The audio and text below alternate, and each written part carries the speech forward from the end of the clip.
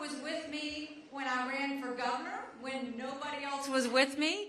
He has supported me when I was ambassador, and now he is with me again. Ralph, I adore you. Thank you so much for being here and coming to Iowa. And to Bill and Connie, you know, I have been campaigning in Iowa for 11 months now.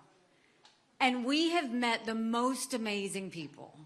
I mean, through every aspect of whether it was meeting, you know, driving a combine with farmers, or being at the state fair, which y'all have a fantastic one, by the way, to everything in between. And when you meet people like Bill and Connie, like, they're people that you know you're going to take with you for the rest of your life. They just are great people, and they're why we're doing what we're doing. Thank you both, wherever you are. Oh, there you are. Thank you for being such great friends. And one more thing. There was some sad news that came out today. I know that Perry High School is just down the road. And when I was governor in South Carolina, we had a shooting in the small town of Townville. And we had a teenager who shot his father and went to an elementary school and opened fire. And he shot little Jacob Hall. And that night I was in the hospital with Jacob's parents, and we were praying. They were praying that he would pull through. I knew at that moment how bad off he was. Jacob died 2 days later, and he loved superheroes, and he had a superhero funeral. What happened in Perry, whenever you turn on the TV, it doesn't matter what state it is, it still hurts. And we still feel it. Our hearts still drop. And today, my heart dropped again when I heard that we lost Dan Marburger. This principal was a hero. He saved lives. But it's such a reminder, I hope, for this community, for this state, and this country. The good people that came out, the teachers and the officials that went and did what they were supposed to, the law enforcement that showed up as fast as they did, the way they took care of those kids. Let's always remember to thank them. And God bless him and his family. And we have got to finally acknowledge, once and for all, the cancer that is mental health in America.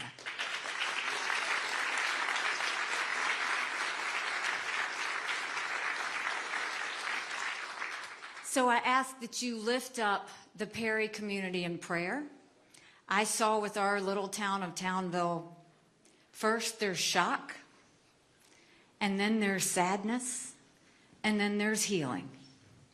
And so as they go through this process, let's not forget it because it happened one day and went off the TV. Let's remember that this is going to be a process for them, and we need to continue to pray for them. So thank you for that.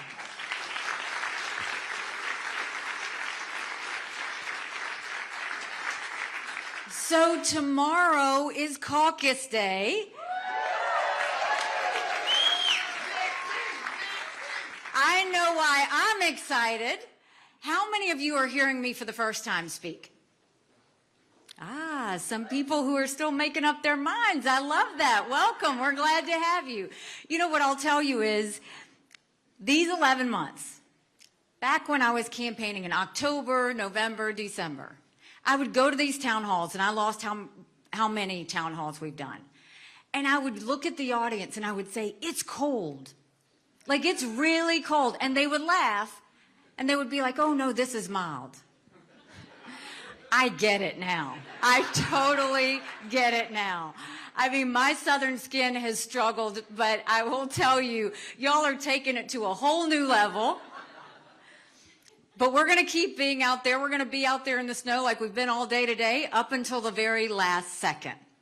But when you look at the situation of where we are now, America's in a bad place. And you don't have to turn on the news to see it. You feel it. You feel it when you go to the grocery store. You feel it when you go to the gas station. You feel it when you make your mortgage payment, your insurance payment. Everything that we have to pay has gone up. And I would love to be able to tell you that Biden did that to us. But I have always spoken in hard truths, and I'm going to continue to do that tonight.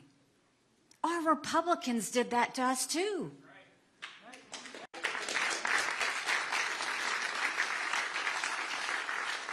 You go back and look at that $2.2 trillion COVID stimulus bill that they passed with no accountability, that has now left us with 80 million Americans on Medicaid, 42 million Americans on food stamps. That's a third of our country. So what are we going to do? How do we fix it? The first thing you do is you have to call out anybody that's doing the wasteful spending, whether it's Republicans or Democrats. We're going to call them out every single time.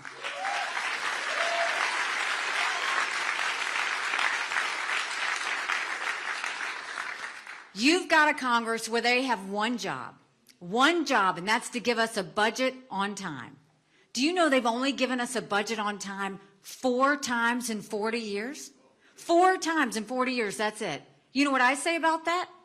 No budget on time, no pay, period.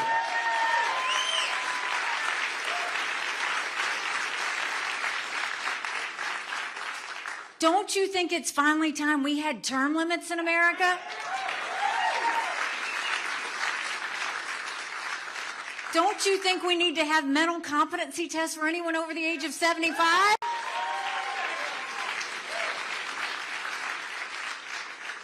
And let me say this, I'm not being disrespectful when I say that. We all know people that are 75 that can run circles around us. Senator Grassley's a perfect example of that. And then we know Joe Biden. Congress has become the most privileged nursing home in the country.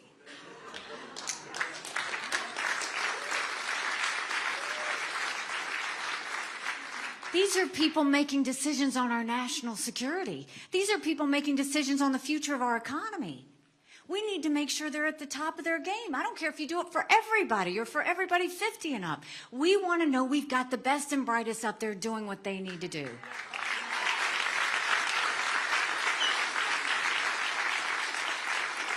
So when it comes to the economy, let's not talk about the problems anymore. Let's talk about the solutions. How do we fix it? The first thing we do is we go back and claw back the $100 billion of unspent COVID dollars that are out there.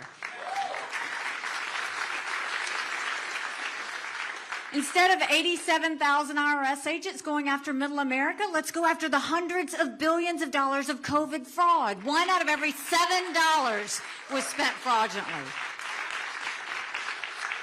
If 8% of our budget is interest, quit borrowing. Cut up the credit cards. You have to balance a budget every day.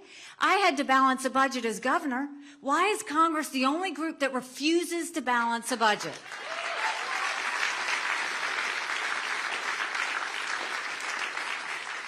We'll stop the spending, we'll stop the borrowing, we will eliminate the pet projects and earmarks, and I will veto any spending bill that doesn't take us back to pre-COVID levels. That will save us trillions.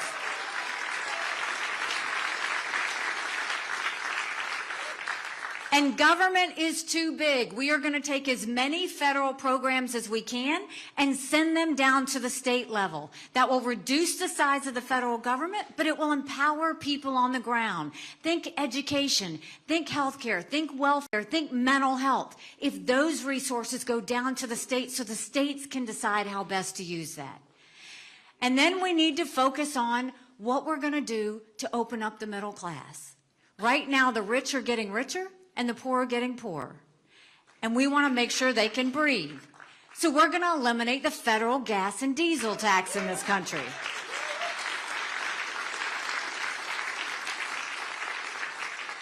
We're going to cut taxes on the middle class and simplify the brackets. And we're going to make the small business tax cuts permanent. They made corporate tax cuts permanent, but they made small business tax cuts temporary. Small businesses are the heartbeat of our economy. Let's quit saying it and act like it and make sure that we put that in place. And you know the other thing that'll fix our economy? I think it's finally time we put an accountant in the White House.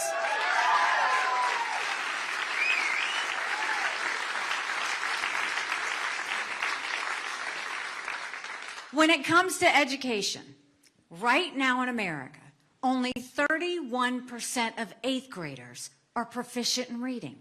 Think about that. Only 27% of 8th graders are proficient in math. If we don't do something and do something quickly, we're going to be in a world of hurt 10 years from now. In South Carolina, we dealt with this. We knew that if a child couldn't read by 3rd grade, they were 4 times less likely to graduate high school. So instead of pushing them forward, we started holding them back. We brought in their parents. We did reading remediation, and we set them up for success. We've got to do that all over this country. We have got to get our kids reading again.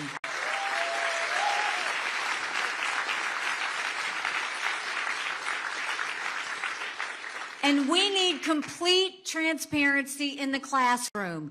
No parent should ever wonder what's being said or taught to their child in school. That's why we will put every curriculum online so that every parent knows exactly what's being taught to their kids. And as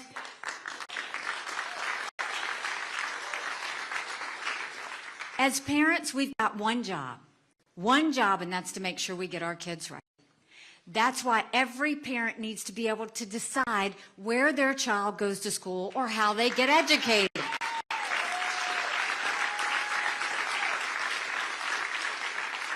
And let's start building things in America again. Let's put vocational classes back in our high schools.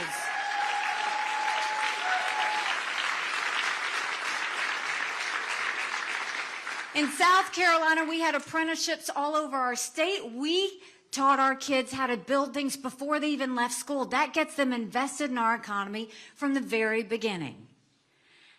And then I have to say this. We love our boys. But now I'm going to speak to all the girl dads out there and all the strong moms. We have to raise strong girls. Strong girls become strong women. Strong women become strong leaders. And none of that happens if we have biological boys playing in girl sports. We have got to cut that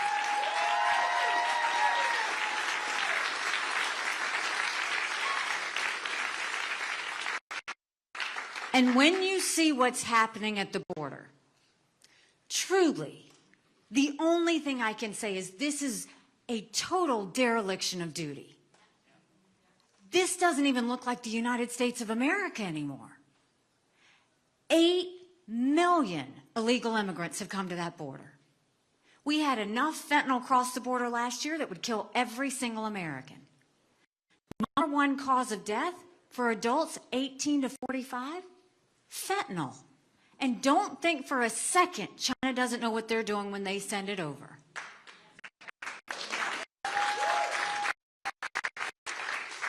In South Carolina, we passed the toughest illegal immigration law in the country. President Obama sued us over it, and we won. We will take what we did in South Carolina, and we'll go national with it. We will do a national E-Verify program that requires every business to prove that the people they hire are in this country legally.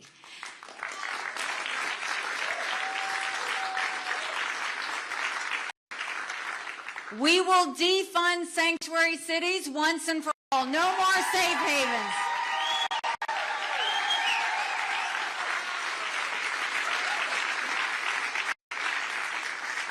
We will put 25,000 Border Patrol and ICE agents on the ground and let them do their job.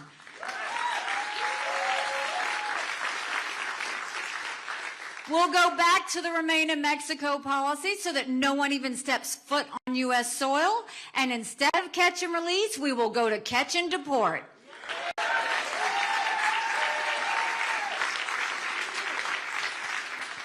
That is how we will secure our border. And then America always needs to remember that we have to take care of those who take care of us. And we're not doing that right now. Right now in America, over 35,000 of our veterans are homeless. 1 in 3 suffers from PTSD or thoughts of suicide. We lose 22 heroes a day to suicide. If a veteran needs a doctor's appointment, on average, takes 29 days at the VA. Why 29 days? Because on the 30th day, they can go to the doctor or hospital of their choice. So midway through the 29 days, they get a call to reschedule, and the clock starts all over again. It's shameful how we treat our veterans. Now, I will tell you this, my husband is a combat veteran. He served in Afghanistan. And the day he came home to us, that was a lot of prayers answered. But that was the easy part. The hard part's when he got home. Michael couldn't hear loud noises. He couldn't be in crowds. Life had passed him by for the year that he was gone, and the transition was tough. We can't just love our men and women when they're gone. We got to love them when they come back home, too.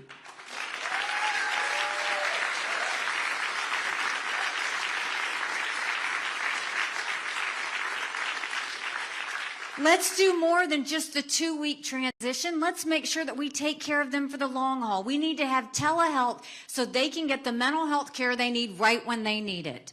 We need to make sure they can go to the doctor or hospital of their choice. They've earned that right.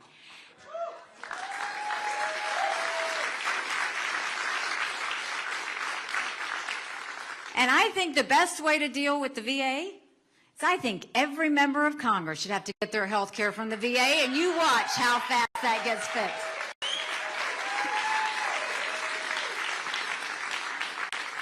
It'll be the best health care we've ever seen, guaranteed, guaranteed. So we have to do right by them, and we can do that. And there were 2 things when I was at the United Nations that Russia, China, and Iran never wanted us to have. They never wanted us to have a strong military, and they never wanted us to be energy independent. We won't just be energy independent. We'll be energy dominant.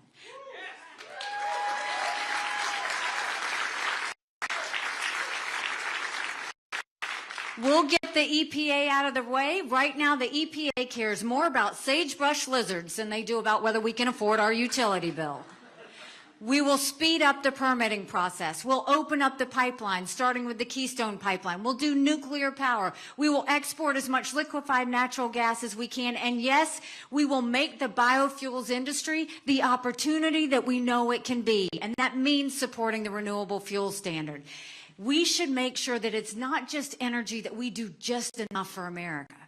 Let's turn our energy sector into an economic powerhouse. That's what gets inflation down. That's what's going to open up our economy. And when we stop demonizing our partners, demonizing our energy producers, and partner with them on innovation, that's when you're really looking at a common sense transition.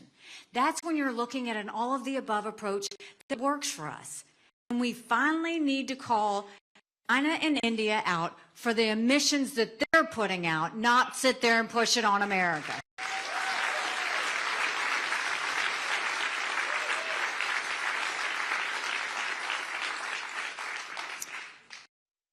Now let's talk about national security. The world is on fire, literally. We've got a war in Europe. We've got a war in the Middle East. We've got China on the march. We've got North Korea testing intercontinental ballistic missiles that are capable of hitting the U.S. And keep in mind, none of this would have happened had we not had that debacle in Afghanistan. The idea that my husband and his military brothers and sisters had to watch us leave Bagram Air Force Base in the middle of the night without telling our allies who stood shoulder to shoulder with us for decades because we asked them to be there. Think about what that said to our friends. More importantly, think about what that said to our enemies. And now you have Congress. What are they telling you? They're saying, do we support Ukraine or do we support Israel?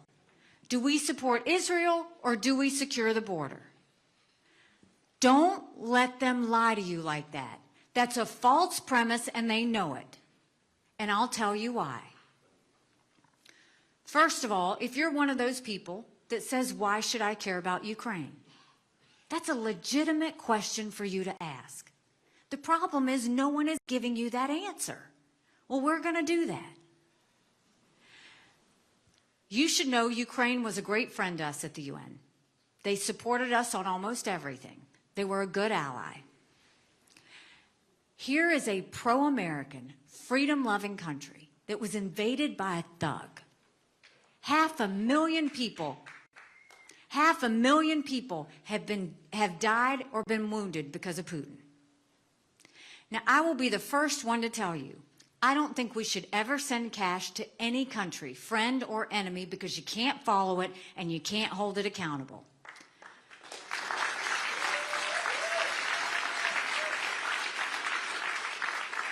We don't need to put troops on the ground in Ukraine. They want to win this themselves. But when you ask the question, why should we care about Ukraine?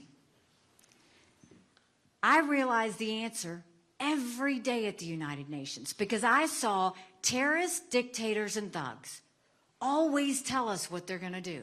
They're amazingly transparent. Hamas said they were going to go into Israel. They did. China said they were going to take Hong Kong. It happened. Russia said they were going to invade Ukraine. We watched it. China says Taiwan is next. We better believe them. Russia said once they take Ukraine, Poland and the Baltics are next. Those are NATO countries that automatically puts America at war. This is about preventing war. It's always been about preventing war.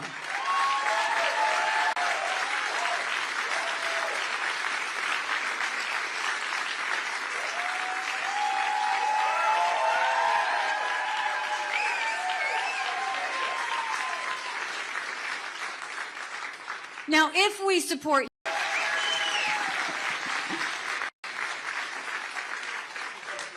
now we talk about Israel. God help us if we don't get this one right. Israel is a bright spot in a tough neighborhood. They are the tip of the spear when it comes to defeating terrorism. It has never been that Israel needs America. It has always been that America needs Israel.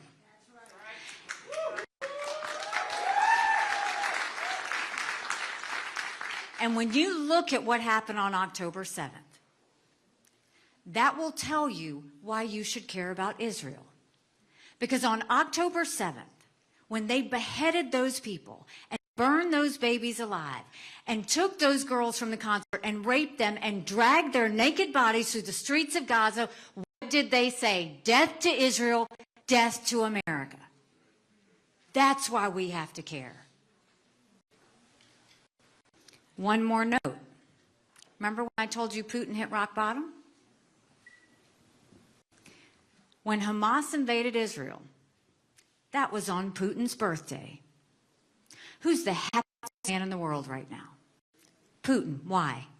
Because the U.S. and the West took all our eyes and resources, and what did we do? We moved it to Israel. Putin didn't call Netanyahu and tell him he was sorry. He waited 10 days to do that. You know who he did call? Hamas. Invited them to Russia, and they came right away, and they held hands and named themselves friends. If we support Ukraine and we support Israel, that's only 5% of our defense budget. Now, securing the border, that's priority number one. No more excuses. That should be taken care of right away.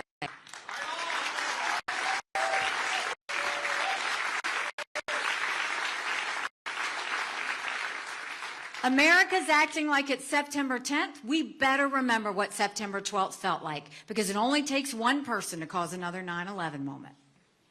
Now, if we support Ukraine and we support Israel and we secure the border, that's less than 20% of Biden's green subsidies.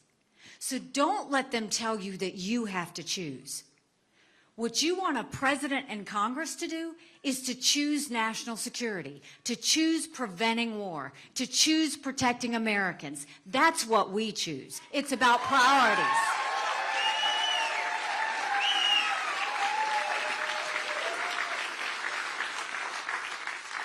There's a reason the Taiwanese want the U.S. and the West to support Ukraine because they know if Ukraine wins, China won't invade Taiwan.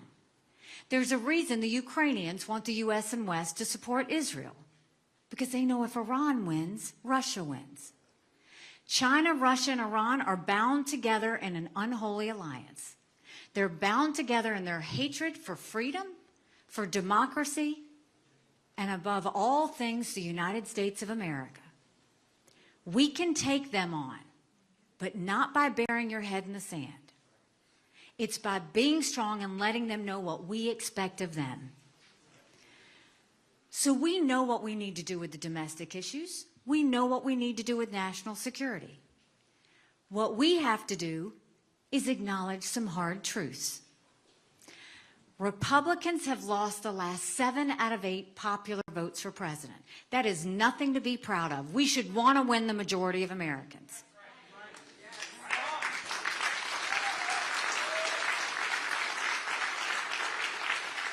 But the only way we're going to win the majority of Americans is if we elect a new generational leader and leave the negativity and the baggage behind and move forward with the solutions of the future.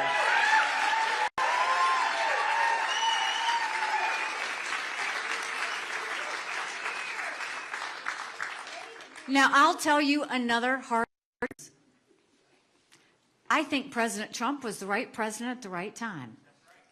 I agree with a lot of his policies. But rightly or wrongly, chaos follows him. You know I'm right. Chaos follows him. And we can't be a country in disarray and have a world on fire and go through 4 more years of chaos. You don't fix Democrat chaos with Republican chaos.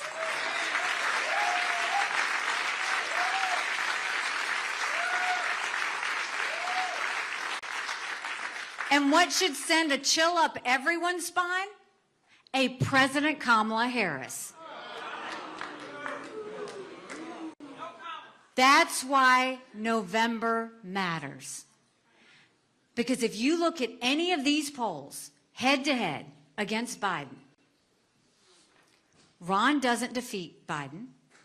Trump is about even. On a good day, he's up by 2 points. That's margin of error. It would be another nail biter of an election, and we would be holding our breath. I'm in every one of those polls against Biden. I defeat Biden by 17 points.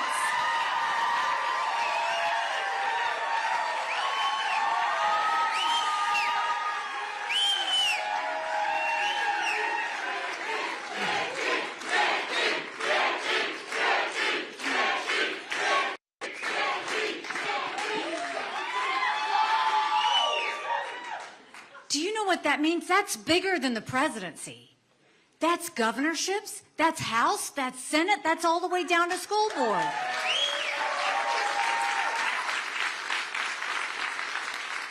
If we go in with a strong win against Biden, a double-digit win, that's a mandate going into D.C. That's a mandate to stop the wasteful spending and get our economy back on track. That's a mandate to get our kids reading again and go back to the basics in education. That's a mandate to secure our border with no more excuses. That's a mandate to bring law and order back to our country, and that's a mandate for a strong America that we can be proud of. Don't you want that again?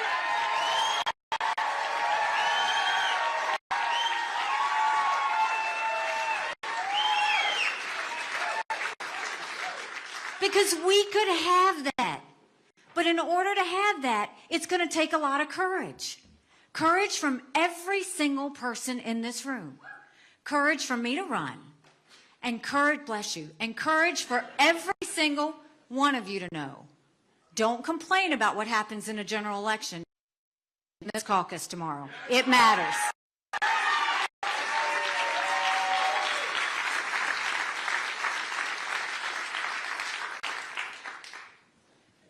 You know, 6 months ago, I dropped my husband Michael off at 4 a.m.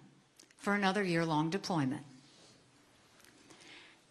And I watched him and 230 soldiers pick up their 2 duffel bags of belongings to go to a country they'd never been, all in the name of protecting America.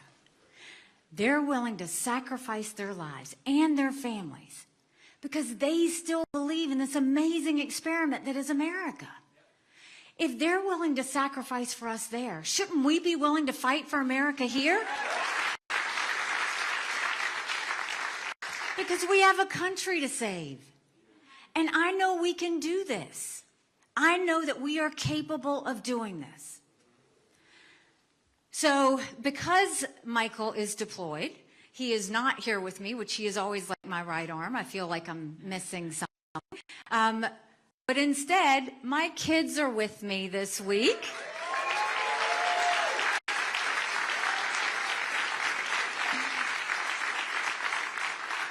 You know, when they were growing up in the governor's residence, and we would have like legislative events or other kind of events that we had to host, I would always tell them to come shake everybody's hand.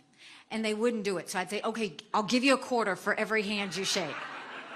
So they would compete and see who could get the most money. Well, now they're not asking for money, but they are going to try and see if they can get as many of you to fill out their caucus cards as possible, and they are competing to see what they can do there. I also have my favorite older brother here, who's a Desert Storm veteran and a longtime military member.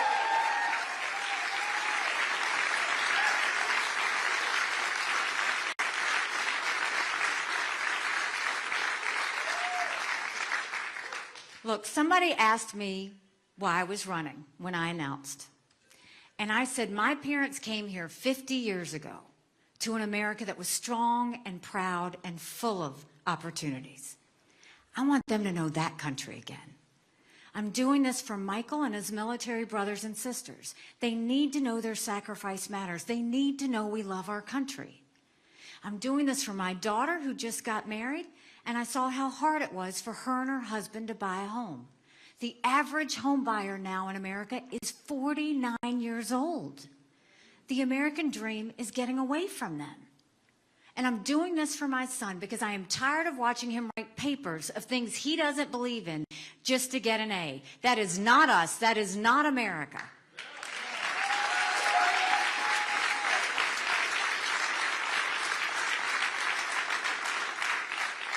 And for the first time, 81% of Americans don't think their kids are going to live as good of a life as we did. We can't be okay with that. I'm not okay with that. We do have a country to save. But I'll tell you this. If you like what I had to say today, go tell 10 people. Go out and caucus tomorrow. Iowa, you know how to do this. You know you set the tone for the rest of the country. All these media political pundits want to tell you what you're going to do tomorrow, but you know what you're going to do. And I trust you because you take this seriously. I've seen this for the last 11 months. You ask every question. You come and see us over and over again. You give us a hard time, and you should. But it's worth it because our country's worth it. So fill out a caucus card. You can pick which one, whether it's Rena or Nayland. I'll let you decide that. Go out and tell 10 people. I know it's going to be cold tomorrow. I get it. I know it's going to be cold. But think about this. You get to set the direction for the country. And if you will join with me in this movement, if you will join with me in caucus, I promise you, our best days are yet to come. God bless you. Thank you very much.